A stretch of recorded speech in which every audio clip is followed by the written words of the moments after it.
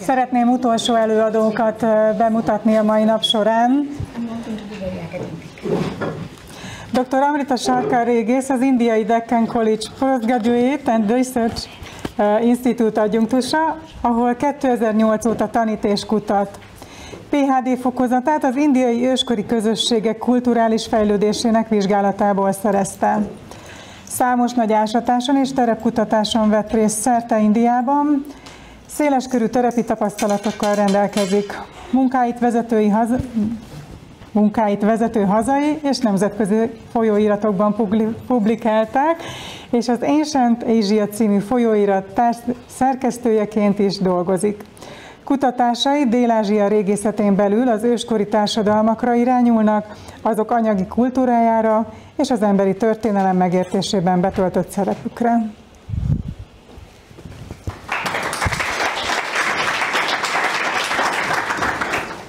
Namaskar.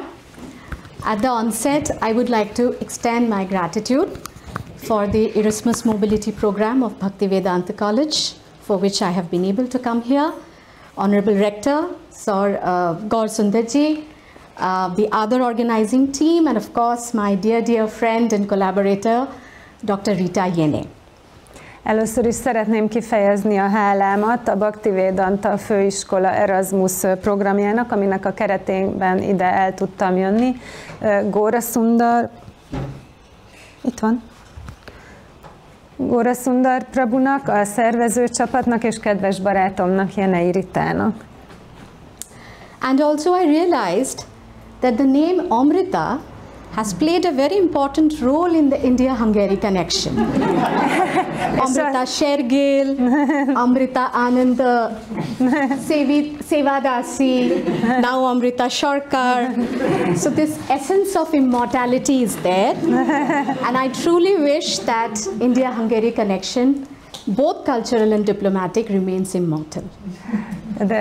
És hát arra is rájöttem, hogy a magyar-indiai kapcsolatokban az Amritának nagyon nagy jelentősége van. Ugye itt van Amrita Ananda, Amrita Shergill és most Amrita Sarkar, tehát a halhatatlanság nektárja az központi szerepet játszik. So I will be presenting, I won't be too academic, I'll just keep on telling my experiences and stories from my recent fieldwork in India, which is in the state of Mizoram, one of the 7 states of Northeast India. Nem leszek túl akadémikus, tehát próbálok történeteket mesélni, és ez a Mizoramban végzett munkámnak az eredményét fogja bemutatni, ami Északkelet-India 7 államának az egyike. The idea of doing an prehistoric exploration in Mizoram came to my mind in 2017-2018. 2017-18-ban merült fel bennem az ötlet, hogy Mizoramban egy ilyen őstörténeti kutatást végezzek.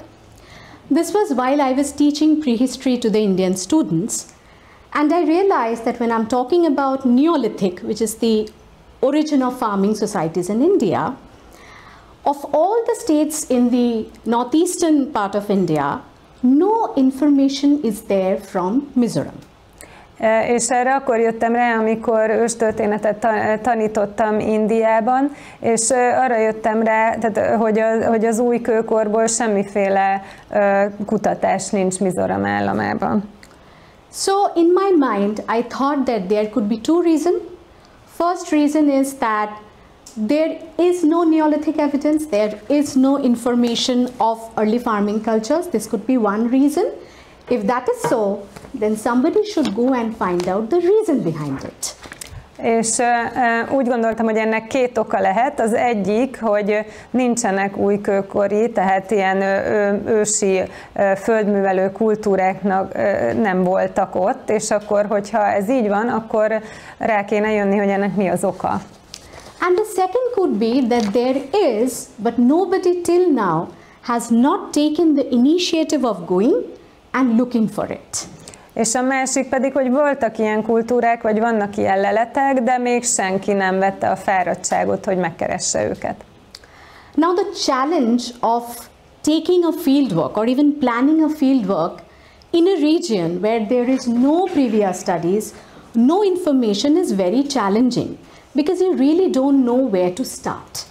És egy olyan helyen végezni ilyen kutatásokat, ahol ezt még soha senki nem csinálta előtte, az egy igazi kihívás, mert azt se tudja az ember, hogy hol kezdje el. The only academic reference that I got, which is not an archaeological work, which is a historical work on the Mizoram by a local historian called Bilal Thangliana, a book which is written in Mizo, and a little bit, like one small paragraph is there on prehistory, where some neoliths have been referred. És az egyetlen ilyen tudományos kutatás, amit találtam, az Bilal Thangliana Mironinak a munkája volt, amit mizori nyelven írt, és egy bekezdést szentelt az újkőkori történelemnek. So I made that my research problem, and I went in 2018 for the first time. I went to Mizoram to look for Neolithic sites. Now, because nothing was being mentioned, even the local people had no sense of what Neolithic was. És 2018-ban, tehát ezt fölvállaltam ezt a problémát, és elmentem ilyen újkőkori helyeket keresni, de ez olyan szinten nem volt ezzel foglalkozva, hogy még a helyi emberek azt se tudták, hogy mi ez a neolitikum, hogy miről van szó. So, in Gaur Sundarji's presentation, you all saw the location of Manipur. Mizoram is just placed under Manipur, with sharing international border with Bangladesh and Myanmar. Gaur Sundarjinak az előadásában beszélt Manipurról. Mizoram az határos Manipurral, és Myanmarral és Bangladessel is határos. So the approximate area that I have been able to cover, Mizoram is a very small state, the approximate area that I've been able to cover is around 25% of the whole of the state, and 3 major districts and around 18 villages. Tehát az a terület, amit le tudtam fedni, egyébként Mizoram egy elég kicsi állam, az körülbelül az államnak a 25%-a, 3 ilyen nagyobb terület és 18 falu. So it was a very village to village survey, like as I said, the initial point was, decision was very difficult for me to decide that where do I start, where do I start looking for Neolithic. It was very difficult, but I was given an information. Till date, there is only one site which is excavated in Mizoram by a site, that is Wangchia. Tehát faluról falura jártam gyakorlatilag, és így kerestem az újkőkori lelőhelyeket. Ugye, ahogy mondtam, ez nagyon nehéz volt, mert azt se tudtam, hogy hol induljak el, és azt tudtam meg, hogy egyetlen egy ilyen feltárt lelőhely van Wangchira faluban. And I was told that from that site, not the archaeological site that has been excavated by a site, but from the nearby region of that site, one small Neolithic celt was reported. És ott megtudtam, hogy ennek a lelőhelynek a közelében egyetlen egy ilyen pici faragott kőeszközt találtak meg. So I got some clue and I thought, okay, better to start from a known area and then go to the unknown. So I started from Wangchia. És akkor gondoltam, hogy ez már azért valami, és jobb egy már ismert helyről elkezdeni, és onnan indulni az ismeretlen felé, és ezért Wangchiban kezdtem. And then slowly, among the 18 villages that I surveyed, I got Neolithic celts from 5 of them. És a 18 falu közül, amiket megvizsgáltam, 5-ben találtam ilyen újkőkori kőeszközöket. So this site of Wangchia is very recently excavated and is the only excavated site in Mizoram, very important. Tehát ez a Wangchiai lelőhely, ez az egyetlen lelőhely, amit feltártak Mizoramban, és ezért nagyon fontos. Ez egy nem régiben feltárt lelőhely. And apart from the small Neolithic cells, what I also found is this very ancient rock cut steps that goes from the upper level of the site to the Tiao River below. Tiao River is the main river which separates Mizoram from Myanmar. És ezek mellett a következők mellett találtam egy ilyen lépcsőzetes építményt, ami a lelőhely tetejéről egészen a Tiolam folyónak a partjáig ment le, és ez a folyó választja el Mizoramot Myanmartól. And I think these tapes were being used by the ancient people, you know, for hunting purposes or for going down to the river, for fishing or fetching water. És úgy gondolom, hogy ezt a lépcsőt ezek az ősi lakosok használták vadászatra, vagy hogy vízért menjenek a folyóhoz. This particular celt, from the actual area where it was found, was 5.8 kilometer below the motor road. Tehát ez a kis kőeszköz, amit ott találtunk, ez 5,8 kilométerrel a kőút alatt helyezkedett el. And Mizoram is a very, very forested land. It is mountainous as well as forested, which is infested with wild animals. És Mizoram egy nagyon erdős terület, és tele van vadállatokkal. So when you go to such field work, you have to have 2 to 3 local people who will act as guide and also who are hunters with rifles. És hogyha ilyen helyre mentek ásatást végezni, akkor kell, hogy menjen veletek 2-3 helyi ember, akik egyrészt ugye idegenvezetőként vannak jelen, másrészt van náluk fegyver, hogy megvédjenek. So when we started going down this trail to Wangchia, this particular trail has not been farmed in the last 10 to 12 years, so the vegetation was very high, almost 8 to 9 feet. És ahogy mentünk le ezen a lépcsőn, ez nagyon el volt hanyagolva, 10-12 éve nem használták, és ilyen 2-3 méteres növényzet fedte be. So my local guide and hunters who were carrying this dao, sort of big axe, because you have to keep on clearing the vegetation, make a small road, like you can't clear it totally, and you have to keep on walking like this and get down the trail. És az idegenvezetőm és vadász, aki ugye egy személyben velem jött, az egy ilyen baltaszerű dologgal, vagy ilyen macsetával így vágta a növényzetet, és egy ilyen pici alagutat vágott nekünk, nem lehetett teljes magasságában kitisztítani, és így lehajolva kellett közlekednünk. And as I said, that the location was around 5.8 kilometers down the trail. So I had a cesarean baby. Okay? Now in India, when you have a cesarean baby, you are given an injection at the spine, like to make the lower portion unconscious so that the delivery can happen. And it's kind of a permanent injury because after that, you cannot really bend down for a long time. You start having the pain here. So ultimately I gave up after 1.5 kilometers. És ahogy mondtam, a lelőhely az 5,8 kilométerre volt az úttól, tehát annyit kellett volna lesétálni, de nekem előtte császármetszésem volt, és ugye akkor kap az ember egy injekciót, ami teljesen elérzésteleníti a deréktől lefelé lévő részeket, ami hát egy maradandó nyoma marad ennek, úgyhogy 1,5 kilométer után feladtam, mert hogyha lefele hajol az ember, akkor ez nem igazán megy. Fortunately, I had my student who was from Mizoram, who was pursuing his PhD under me. So he was very kind. He said, "Madam, you sit. I will go down and I will leave one of the hunters, the one with the rifle, with you in case you are attacked by a wild animal." És akkor velem volt egy PhD diákom, és ő nagyon kedvesen felajánlotta, hogy asszonyom, te csak maradj itt, így hagyom veled a vadászt a karddal, hogy megvédjen, hogyha jönnek a vadállatok, és majd akkor én lemegyek. And this young man, who was poor soul, who was left with me, was also not Mizo, he was from Myanmar. And I am a very friendly person, I like to talk, I like to chit-chat. So it was like a 2.5 hour wait there, and none of us understood each other. És ez a szerencsétlen fiatalembert, akit ott hagytak velem, ez nem Mizoramból volt, hanem Myanmarból. Én meg nagyon barátságos vagyok, szeretek így csacsogni, és 2,5 órán keresztül szórakoztattam, anélkül, hogy bármelyikünk értette volna, hogy mit beszél a másik. And at one point of time, he got so fed up with me, everything I was telling to him, he started doing coo, coo. És egy ponton annyira kibukott rám, hogy bármit mondtam, így válaszolt. Because they can make this bird sound, you know? I mean, he can make different bird sounds that are there in the forest. Hát utánozni tudják az őserdei madaraknak a hangját.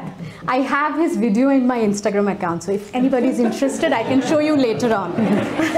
Ott van ez a videó az Instagram fiókomban, úgyhogy ha valakit érdekel, később meg tudom mutatni. So I had similar finds and similar stories from different villages, and these are some of the Neolithic cells that I was really success. I mean, I was happy that I got some success out of my fieldwork. És tehát ezek voltak a különféle leletek, amit a különböző falvakban találtunk, úgyhogy nagyon örültem, hogy valamennyire sikeres volt a terepmunkám. And these are basically belonging to a private collection of a local historian called B. Lalthangliana, whom I mentioned in the beginning, the Mizo book. És ezek egy magánkollekciónak a részei, ami Bilal Kangliának a tulajdonai, akinek a könyvét már említettem. He's a very well-known, well-respected historian, and by God's grace, I came to know that he was still alive. He is still alive, and he was in Aizawl, in the capital of Mizoram back then. És ő egy nagyon híres és tisztelettel övezett történész, és megtudtam, hogy még él, és Mizoram fővárosában lakik. So I decided to go and visit him, and when I decided to do that, all the local scholars, as well as people of the Észai, and including my student, told me, "Madam, he's not a very friendly and warm person. He has not really welcomed, I mean, a lot of us have tried to reach out to him. He has never welcomed us. Do you really want to do this?" És amikor eldöntöttem, hogy meglátogatom, akkor a helyi tudósok a saját tanítványommal egyetemben mondták, hogy asszonyom, nem túl barátságos ez a történész, már többen próbáltuk megközelíteni, de nem igazán látott minket szívesen. Biztos, hogy meg akarja látogatni? And I told my student that I am not afraid of rejection. I have been rejected many a times in my life. Every time I got rejected, I'll find a better love. So let's do this. És mondtam a diákomnak, hogy hát nem félek a visszautasítástól, mert számtalanszor visszautasítottak életemben, de mindig találok egy új megoldást, úgyhogy csináljuk. So I still remember that day. I went to his house. It was 12:30 in the afternoon. I rang the bell, and his youngest son opened the door. És még mindig emlékszem arra a napra, hogy 12:30-kor értem oda a házába, becsöngettem, és a kisfia nyitotta ki az ajtót. So I was introduced to his youngest son by my student who was there with me, who was my interpreter also. And his son just told us, "Wait here for a minute," and he went inside. So we were waiting for a minute, and then he came outside and told, "Please come in." So yay! És akkor a diákom, aki a tolmácsom is volt, bemutatotta a legkisebb fiának, ő mondta, hogy várjunk egy percet, bement, és aztán visszajött, és mondta, hogy fáradjunk be. Úgyhogy nagyon örültünk. Later on I understand that the reason why I got accepted is of the fact that I was not only an archaeologist, but I was a female archaeologist, which was unheard of in Mizoram. And the first one to go and do a fieldwork. És később megtudtam, hogy az volt az oka, hogy beengedtek, nem csak az, hogy régész vagyok, hanem hogy egy női régész vagyok, amiről Mizoramban még soha nem hallottak, nem is beszélve arról, hogy terepmunkát végezzen egy nő. So I think he just wanted to see what this creature looks like.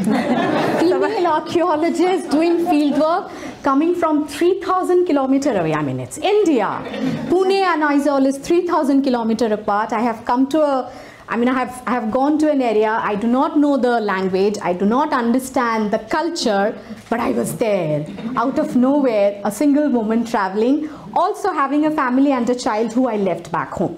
So he was dumbstruck. És hát szerintem egyszerűen kíváncsi volt rá, hogy hogy néz ki ez a teremtmény, aki egy női archeológus, aki ráadásul terepmunkát végez, egyedül utazik, és még a családját, meg a gyerekét is hátrahagyta, hogy terepmunkát végezzen. And then to my amazement, once he got to know my background and he got to know me, he started opening up. And I kind of play that women card also. Oh yes, I have left my son and my family, so I want to grab attention of all my sisters and women folk here. Sometimes it is okay to play the women card because it works. It really works. And he opened up like everything. So I entered his house at 12:30 and I came out at 6 in the evening. And he was of course, we do not even understand each other's language. So my student was interpreting. And every time he was talking to my student, after 4 or 5 sentences, he would just look at me and say in Mizo, I wish you can talk in Mizo, I have so much to tell you. és amikor megismerte a hátteremet, akkor így teljesen megnyílt előttem. Persze egy kicsit ezt a női adut is bevetettem, hogy akkor én képviselem az egész női nemet és a nővéreimet és mindenkit. És az lett a vége, hogy 12:30-kor mentem oda, és este 6-ig ott voltam. És ugye 4-6 mondatonként tolmácsolt nekem a tanítványom, de mindig mondta, hogy bárcsak értenéd a nyelvünket. So he not only shared his knowledge, he let me document all his private collection, which he has never done with, he's never shared with anyone before.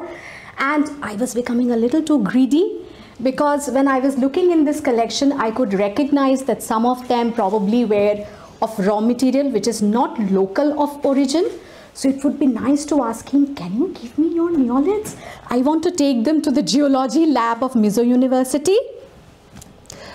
És azt is megengedte, ami még soha nem történt meg, hogy dokumentáljam az egész magánkollekcióját, és voltak benne olyan darabok, amik látszott, hogy nem helyiek, úgyhogy egy kicsit mohóvá váltam, és meg akartam kérni, hogy hadd vigyem már magammal ezeket, hogy megvizsgáljuk az egyetemen, ahonnan jöttem, hogy megnézzük, hogy ezek honnan származnak. But then I stopped myself. I told myself, Amrita, be patient. Don't push it too much. First you publish this, which I did, and I profusely thanked him in my publication. So now I know when I go next time, I'm sure he will give this to me for the geological, identification of the raw material so that we can work on the provenance, the source. De aztán megállítottam magam, Amrita, ne legyél mohó. Először azt, amit megkaptam, azt publikáltam. A publikációmban 1000-szer köszöntem meg neki, hogy lehetővé tette ezt, hogy dokumentáljam. Úgyhogy biztos vagyok benne, hogyha legközelebb megyek, akkor már meg fogja engedni, hogy magammal vigyem ezeket a leleteket. So I also did some ethnographic study because I did not get the so-called this kind of pottery, like cord impressed pottery, which is a very typical Neolithic marker for India and Indian subcontinent. But from ethnographic context, I got a lot.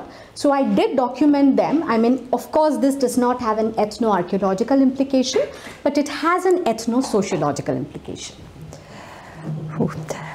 Tehát egy kis néprajzi kutatást is végeztem, mert találtam ilyen zsinórdíszítéses agyagedényeket, és ezeknek nincs annyira néprajzi jelentősége, de társadalomtudományi jelentősége van.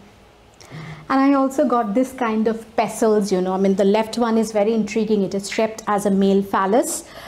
So this kind of, in prehistoric context, we have similar. I mean, many of you may have heard of the Venice figurines, the mother goddess figurines, which comes from Upper Paleolithic. So we have phallus figures also from European context, which dates back to 30,000. So this continuity of fertility cult, fertility concept is a very interesting part of human, cultural development till Neolithic.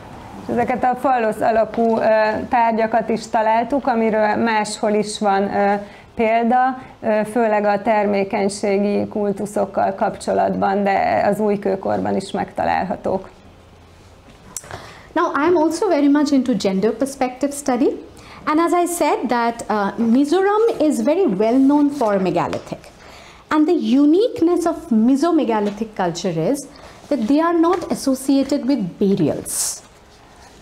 Tehát, hogy engem nagyon érdekelnek a nemi szerepeknek a tanulmányozása is, és a mizorami kultúrának az egyik jellemzője, hogy nincsenek temetkezési. Can we go a little? Yes, I'm sorry. No, I mean the sentence by sentence. When it's too long, I'm not. Yes, thank you. Okay, yeah. So what I found, I mean, the reason of doing this is because as a prehistorian, I have seen and I have realized that most of our prehistoric interpretation is very androcentric, that is male-oriented. És ennek az egyik oka, hogy őskorkutatóként arra jöttem rá, hogy a legtöbb újkori kutatásunk, vagy őskori kutatásunk az nagyon a férfiakra összpontosul. And in Mizoram megalithic, as I said, these are the stories with megalithic are commemorative. Like it talks about love stories, it talks about heartbreaks, it talks about stories of betrayal. They are commemorated in the megaliths. És a mizorami megalitikum, tehát ilyen kő emlékek, nagyon sok örökít meg ilyen szerelmi történeteket, összetört szíveket, úgyhogy ez... So I found this concept of, it's very popular in Mizoram mythology, the concept of Lasi. Lasi is a feminine spirit. És a mizorami mitológiában a lassziknak tehát a lasszik így nagyon elterjedtek, és ez a lassi, ez egy női szellem. And it is believed that this feminine spirit, who is supposed to be very beautiful, is there in the forest, and anybody who wants to have a success in hunting has to be possessed by a lassi. És ezek a női szellemek, ezek a lasszik nagyon gyönyörűek, és az erdőben laknak, és hogyha valaki sikeres akar lenni a vadászatban, akkor egy lasszinak a szelleme kell, hogy járja át. So I found this paradox very intriguing, because hunting is something which is very masculine, but the success of hunting is dependent on a feminine spirit. És ezt nagyon érdekesnek találtam, és kicsit ellentmondásosnak, hogy ugye a vadászat az egy nagyon férfias, maszkulin tevékenység, de ugyanakkor annak a sikerét azt egy női szellemtől tették függővé. But then I also found another story associated with another megalith, where the story goes like that these lassis were being captured by the hunters. De aztán találtam egy másik történetet, ami egy ilyen másik megalittal volt kapcsolatos, amiben, ahol azt írták le, vagy azt mondták el, hogy ezeket a lasszikat elkapták a vadászok, foglyul ejtették a vadászok. So you see, you are a feminine spirit, you have the power of bringing in success, but at the same time you are very vulnerable and you can be captured by a man, even being a spirit. So you are still inferior. Tehát láthatjuk, hogy te egy női szellem vagy, ott van az a hatalmat, hogy tőled függjön a vadászat sikere, de ugyanakkor egy férfi mégis foglyul tud ejteni, tehát mégis alacsonyabb rendű, vagy még szellemként is. When I found this particular one, it's called Darthiangi Lung. The story is that Darthiangi was a very beautiful woman married to a chief called Chertula. És volt ez a történet, Darthiangi Lung története. Darthiangi egy gyönyörű nő volt, aki egy Csitula nevű törzsfőnek volt a felesége. Unfortunately, I mean, they were very much in love with each other, but Darthiangi was not able to conceive. Nagyon szerelmesek voltak egymásba, de Darthiangi nem fogant meg, nem tudott megfoganni. I mean, of course, in a tribal society, it is very important to keep on, you know, having your lineage has to continue. So it is very important to have a child. Because she was not able to have a child, it was societal pressure was there on Chertula to divorce her. És ugye a törzsi társadalmakban nagyon fontos, hogy folytatódjon a család, és legyen gyermekáldás, és mivel nem volt képes megfoganni, ezért a társadalmi nyomás nagyon nagy volt Chertulán, hogy elváljon tőle. Chertula did not want to do it. He was really in love with him. But the societal pressure was so much that at one point of time, even Darthiangi took a call, okay, let us separate, because we can't take this constant judgment of the society, and I do not want to be like, you know, a reason of sadness in your life, because you need to continue your family lineage. So they decided to separate. És Csirtula nem akart tőle elválni, mert nagyon szerette, de olyan erőteljes lett ez a nyomás, hogy Dartyangja felesége mondta neki végül, hogy nem bírja már elviselni ezt az ítélkezést, és nem akar a szomorúságának a forrása lenni, mert ugye tényleg szükség van arra, hogy folytatódjon a családja, és ezért akkor váljanak külön. So this particular megalith was erected to commemorate their love, and there is a song engraved in it where Dartyangi, is crying and telling that, you know, it breaks my heart to separate from you. I don't know how will I live without you, and all these, you know, kind of things. És ez az emlék, ez a kő, ez annak tehát az ő szerelmüknek állított emléket, és egy dal van belevésve, ahol Dartyangi siránkozik, hogy összetört a szívem, nem tudom, hogy fogok élni nélküled. I was, you know, very interested to find out that whether Chertula got married later on and had kids, because I was wanting to find out the infertility issue is with Dartyangi or Chertula. És engem nagyon érdekelt, hogy később Csirtula újraházasodott-e, és lettek-e gyerekei, mert meg akartam tudni, hogy ez a meddőség ez egyáltalán Dartyangi vagy Csirtula részéről volt. And unfortunately there is no information, and even if there is, I was not shared. És sajnos erről nem volt információ, de ha még volt is, nem osztották meg velem. This is also, I mean, another is the story of, you know, vengeance, vendetta, where again the legitimate daughter was killed by the half son of the chief to take over the power. I mean, the reason why I documented all of these, because you see in all of these stories the victim is the women. És ez megint egy másik ilyen állókő, ami egy másik bosszúról és rosszindulatról szóló történetről szól, ahol egy törzsfőnek a lányát a mostoha fia megölte, hogy átvegye a hatalmat. És azért dokumentáltam ezeket a történeteket, mert az áldozat mindig egy nő. So to conclude, I mean, this is a very pilot study I have just initiated. The one that I showed you, the data are from my 2023 fieldwork, because I was a little successful in finding more Neolithic tools in 2023 fieldwork. So it's a combination of what I found in 2018 and what I found in 2023.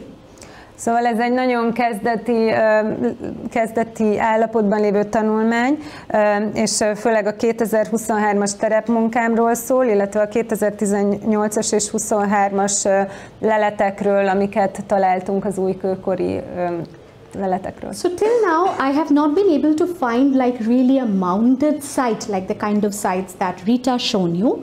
These neoliths are all very solitary finds. De mostanáig nem találtam egy olyan lelőhelyet, mint amit Amrita mutatott nektek. Ezek mind ilyen szétszórt leletek, tehát különböző helyekről származnak. And of course, I'm going to continue this research. So I want to conclude with another very interesting story, an experience that I went through in 2018 in Mizoram. And the reason, okay, I'm sorry, I'm just not used to this, I'm sorry. Szóval folytatni akarom ezt a kutatást, és meg akarok veletek osztani egy utolsó történetet, egy olyan tapasztalatot, ami a 2018-as kutatásom során történt velem Mizoramban. So, I mean, the reason why I want to share this story is I want to share this, I feel that, you know, we are very blessed to be archaeologists, not only archaeologists, but field archaeologists, because a field work is done with the right mind and the right heart. It can also lead to spiritual awakening. És az az oka, hogy ezt meg akarom osztani, mert úgy érzem, hogy nagyon áldott az a dolog, hogy mi régészek lehetünk, és főleg, hogy terepmunkát végezhetünk, mert úgy gondolom, hogy a terepmunka, hogyha a megfelelő beállítottsággal végezzük, akkor lelki előrelépéshez is vezet. So in 2018, the first fieldwork, it was pre-COVID, so situation was much easier, and the international borders were also very peaceful. 2018-ban ugye még a Covid előtt jártunk, és ezért sokkal könnyebb volt a helyzet, és a nemzetközi viszonyok is sokkal nyugalmasabbak voltak. So towards the last days of my fieldwork, we went to a very remote village, which is at the junction of India-Myanmar border by the Tiao River. És a terepmunka utolsó napjaiban egy nagyon elhagyatott, eldugott kis faluban jártunk, a Tiao folyónak a partján, ami Mizoram határán feküdt. And at places this river is really small and shallow, and the water is like knee length. So if you want, you can walk and go from India to Myanmar. És bizonyos helyeken ez a folyó nagyon sekély és kicsi, és gyakorlatilag csak térdig ér a víz, úgyhogy gyakorlatilag át lehet sétálni Indiából Myanmarba. So I crossed the Tiao River along with my students and my guides, everyone. It was very beautiful, the water was very beautiful, and my students wanted to take a swim. I can't swim. So. És akkor átkeltünk a folyón az idegenvezetőinkkel és a tanítványaimmal együtt. Nagyon gyönyörű volt a folyó, és a tanítványaim akartak úszni, én nem tudok úszni. So I told them, okay, you guys go and swim, and there was this boulder, and I thought that, okay, let me just sit on this boulder and just dip my feet in the Tiao River and retrospect on what I have done in the last few days. És mondtam nekik, hogy rendben, akkor ússzatok, és találtam egy ilyen kis sziklát, és gondoltam, hogy akkor ide leülök, belelógatom a lábamat, és akkor gondolkozom azon, hogy miket értem el a terepmunka során. And suddenly, when I was doing that, I had this feeling of déjà vu. You know déjà vu? This uncanny feeling of this current situation has happened with me, but rationally I know this was the first time I was in Mizoram and I was doing that. So actually it has never happened with me. És hirtelen ilyen déjà vu lett, úgy éreztem, mintha ez már megtörtént volna velem, de hát most voltam először Mizoramban, és tudtam, hogy még soha nem történt ez meg velem. And at that moment, something dawned in me. És abban a pillanatban leesett egy dolog. What if we are not product of some chromosomes that we inherit from our parents and grandparents? Mi van, ha nem valamilyen kromoszómáknak az eredményei vagyunk, amit a szüleinktől és a nagyszüleinktől öröklünk? What if we are all product of common history, shared history? Mi van, hogyha mi a közös történelemnek a termékei vagyunk? History that teaches us to be human, to be kind and empathetic. Olyan történelemnek, ami azt tanítja nekünk, hogy emberségesek legyünk, hogy kedvesek és empatikusak legyünk. Now, if I take this experience and probably go and talk to a cognitive scientist, he will say, oh, this is possible, because this was social memory, and what you had is this temporary glitch which brought back millions and millions of years of social memory of cultural evolution that is there in our mind. Ha egy kognitív kutatóval beszélgetek, akkor lehet, hogy ő azt mondja, hogy ez lehetséges, mert ez ilyen közösségi társadalmi memória, és ebből egy ilyen kis felvillanást láthattál. But for me, it was a spiritual awakening. Köszönöm. De számomra ez egy lelki felébredés volt.